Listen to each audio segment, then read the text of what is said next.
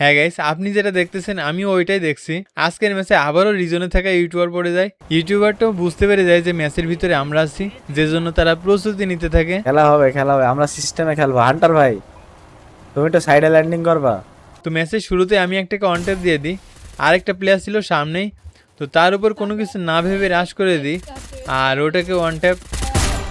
কিন্তু রিজনে থাকা ইউটিউবারটা কোথায়? ভাবতে হবে কিন্তু, ঠিক আছে? ভিডিও বানাবে কিন্তু, আমাদের আমাকে মারলেই। তো আশা করি বুঝছেন যে তারাও রেডি হচ্ছে আর আমরাও এদিকে রেডি হচ্ছি ফাইট নেওয়ার জন্য। কিন্তু পিকেতে আরও প্লেয়ার ছিল। প্রথমে একটাকে অন ট্যাপ দিয়ে দিই, এর ভিতর পিছন থেকে একজন আমার এইচপি একেবারে লো করে দেয়। তো এইভাবে পিকের ফাইট শেষ করে ভাবলাম বিমা শক্তির দিকে যাব, কিন্তু সামনে রিজনে থেকে স্কোয়াডটা আমাদের দিকেই আসছিল।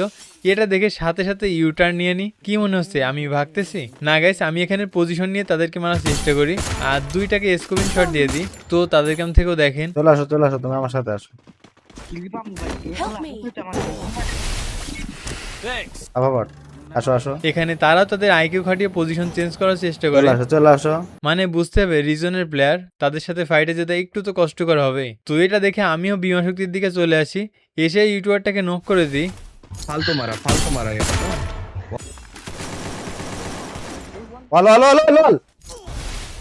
এরই ভিতর কিন্তু টুইনস আর সাদিয়া ভাই নক হয়ে যায়। এখন পরিস্থিতিটা আরো একটু হার্ড হয়ে যায়, যে জন্য আমি সাদিয়া ভাইকে রিভাইভ করার চেষ্টা করি।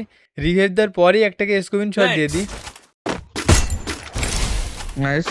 আর এখান থেকে একটা শট মিস করে ফেলি। তো তাদের কাছ থেকেও দেখেন।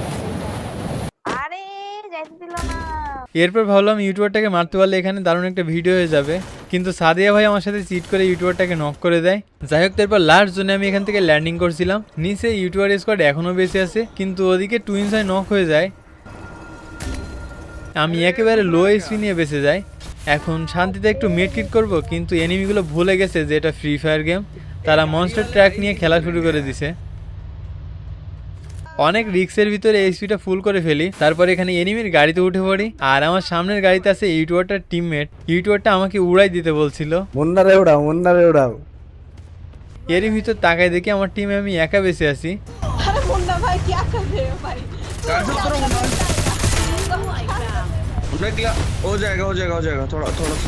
আর ওদিকে ইউটিউবার স্কোয়াডও কিন্তু ওয়াইপ আউট হয়ে যায়।